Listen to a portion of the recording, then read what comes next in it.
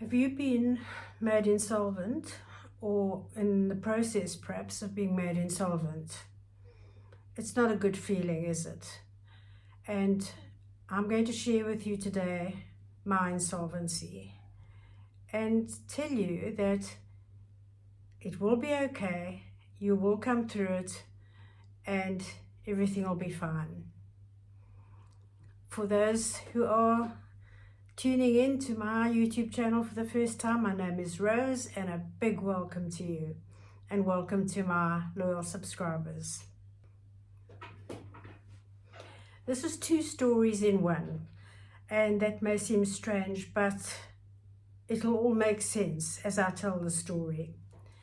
Firstly, my reason for going into bankruptcy or becoming insolvent, whichever way we describe it. When my insolvency happened, I ran a successful catering business from our home.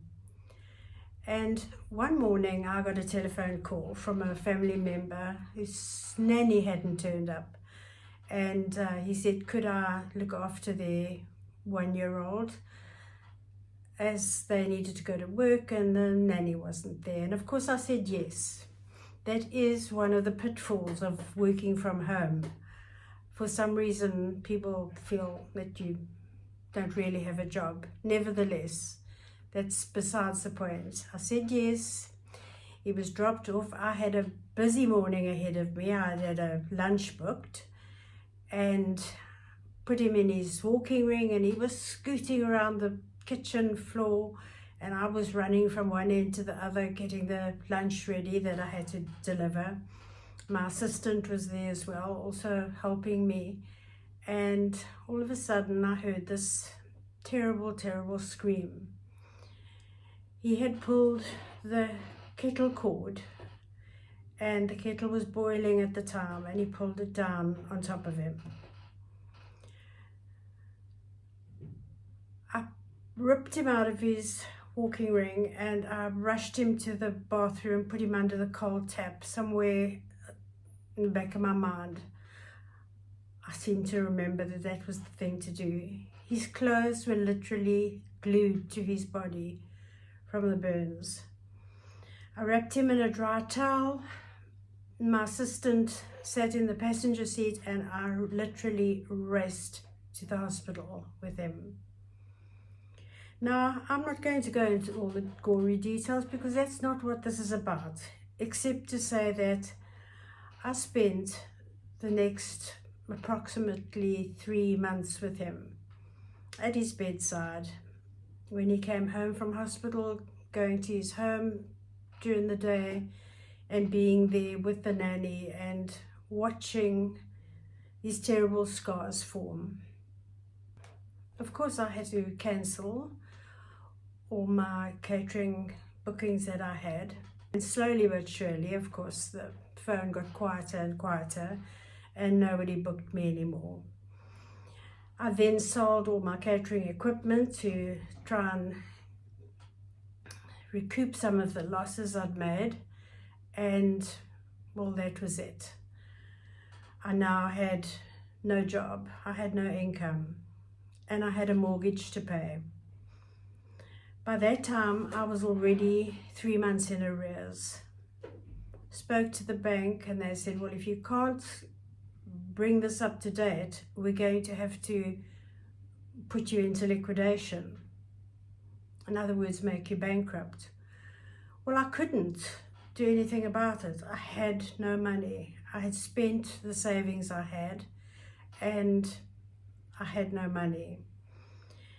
Anyway, eventually, after frantic searching, I found a lovely job at a primary school as their bursar. But it was all a bit too late. I was now in enormous arrears. I had a company vehicle that I used for my catering business that had gone into arrears, and I was informed that we would have to move out of our house and lose everything in it.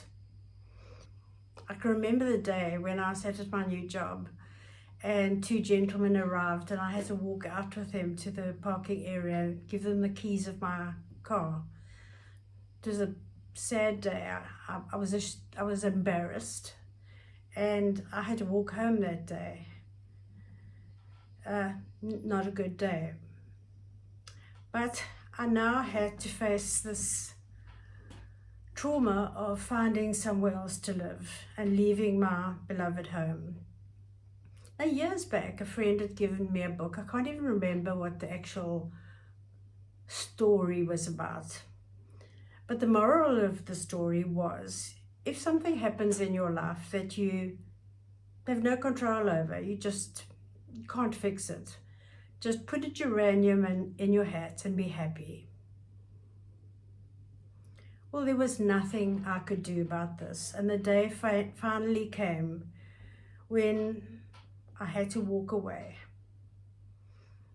I had 3 teenage children that I had to make sure I had a decent place to live.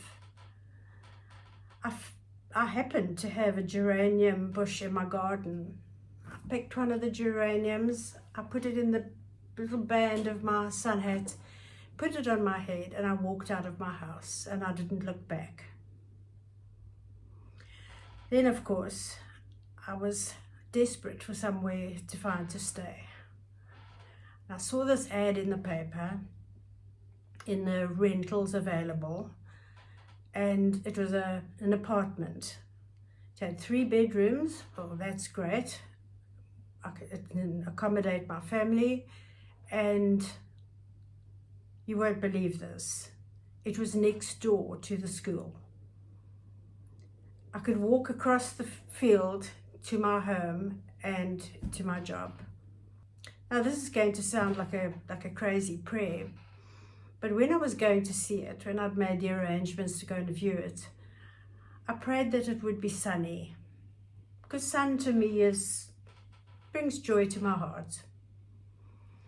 Well, I nervously knocked on the door, and this lady opened, and I could hardly see her with the sun shining in from behind her.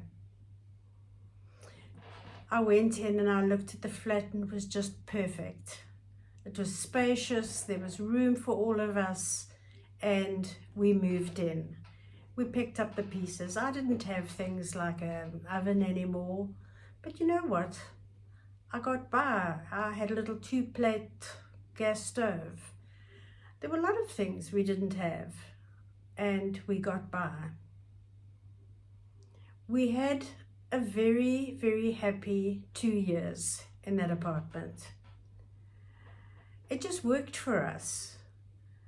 My children were understanding and old enough to know what had happened, and we stayed there for about 2 years until I was back on my feet financially.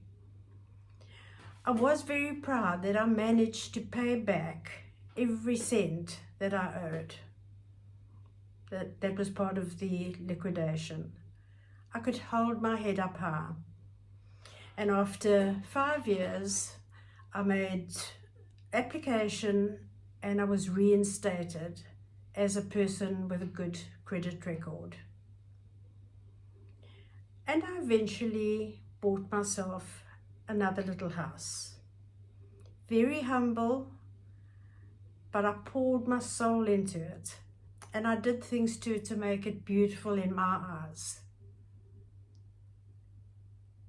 And I lived there happily, doing little bits and pieces and turning it into my new home.